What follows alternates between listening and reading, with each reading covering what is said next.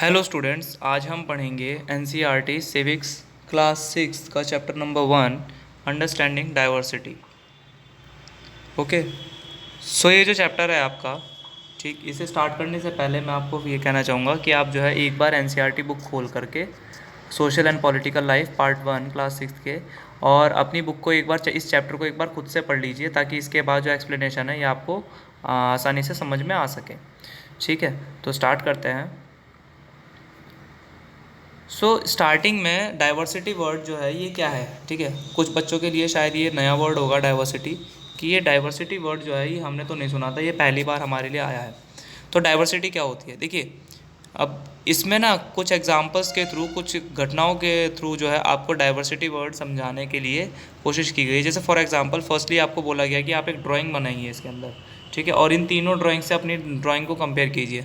तो ऑब्वियस सी बात है कि आपकी जो ड्राइंग है वो इन तीन के जैसी तो बनेगी नहीं, इससे अलग बनेगी। ठीक है, ऐसे ही फिर यहाँ पर एक और एग्जांपल दिया हुआ है कि ये इन्फॉर्मेशन अपने बारे में भरनी है। ठीक है, मैं घर में कौन सी लैंग्वेज बोलता हूँ, और मैं जब बाहर जाता हूँ तो मैं क्या पहनता हूँ, मेरा फेवरेट स्पोर्ट क्या है, और मुझे बुक्स किस बार कौन सी बुक्स जो है वो पढ़नी अच्छी लगती है। ठीक है, इसमें ये भरने के बाद आपको कंपेयर करने के लिए कहा है कि आपके अपने फ्रेंड्स के साथ, अपने क्लासमेट्स के साथ इसको कंपेयर कीजिए कि क्या आपके और आपके फ्रेंड के आंसर सेम है कि नहीं। तो ऑब्वियस सी बात है कि आपके आंसर जो हैं वो अलग अलग आएंगे। ठीक, तो इसका मतलब हमारे अंदर कहीं पर वेरिएशन है, ठीक है ना।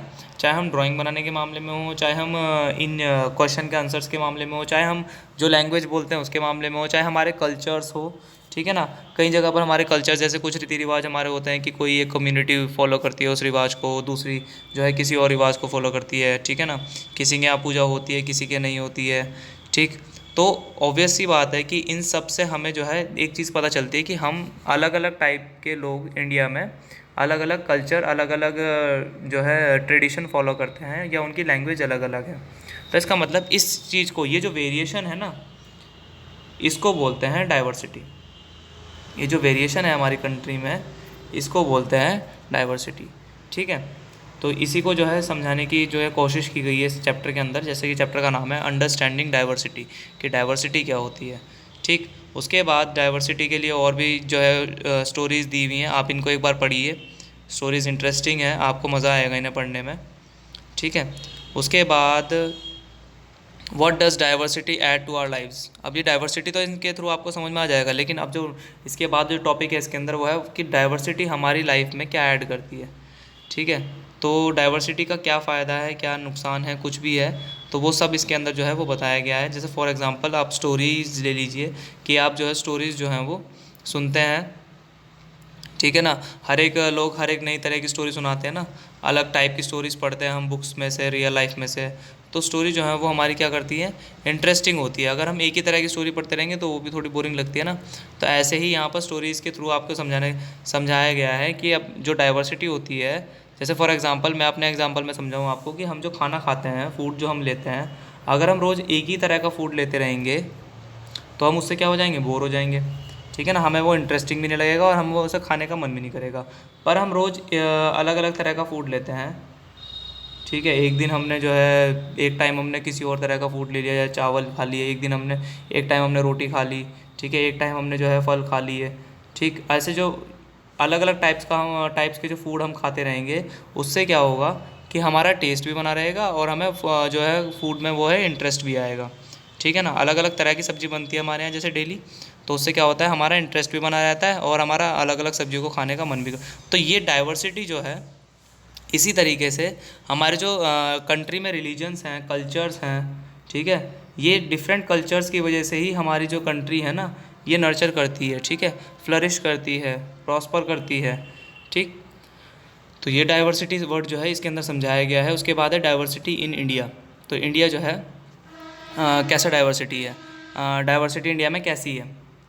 तो इंडिया जो है वो कंट्री, मैनी डाइवर्सिटीज़, कितने डिफरेंट तरह की डाइवर्सिटीज़ हमारे यहाँ बहुत सारी लैंग्वेज हैं, हर तरह का खाना है, बहुत सारे फेस्टिवल्स मनाए जाते हैं, हर तरह का, बहुत तरह के रिलीजन है हमारे कंट्री में। ठीक है, तो ये सब हमारे उसमें समझाया गया है। उसके बाद आपको एक टेबल दी हुई है एक्टिविटी बेस्ड,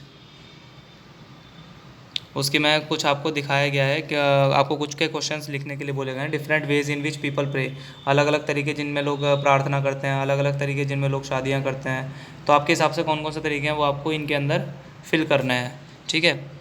उसके बाद ये होता है टॉपिक ख़त्म। और उसके बाद आपको दो एग्ज़ाम्पल दिए हुए हैं, जैसे लद्दाख, ठीक है ना।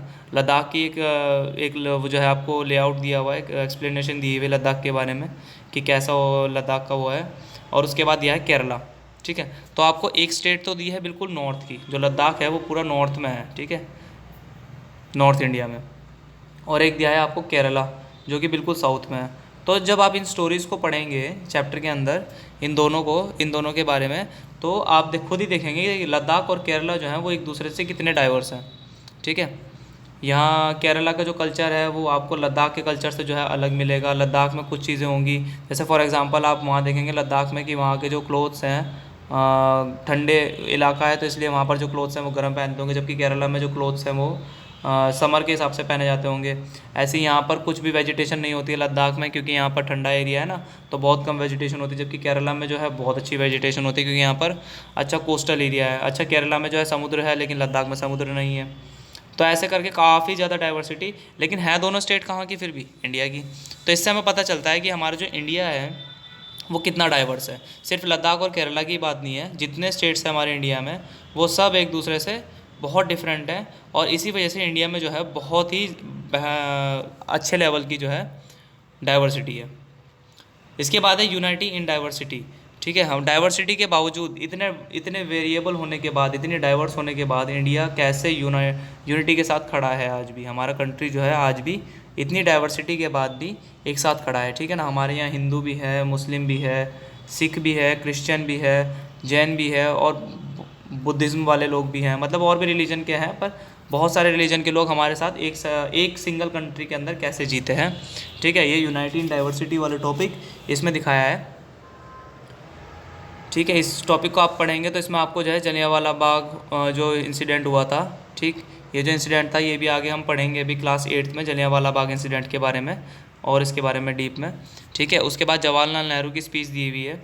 जवाहरलाल नेहरू ने अपनी बुक डिस्कवरी ऑफ इंडिया में कहा है कि Indian unity is not something impose from the outside but rather it was something deeper and with in its fold. कि इंडिया में जो यूनिटी है, जो एकता है, वो कुछ ऐसी नहीं है जो बाहर से ज़बरदस्ती डाली गई है, वो ऐसी है जो इंडिया के लोगों के अंदर जो है वो अंदर ही बनी है, ठीक है ना।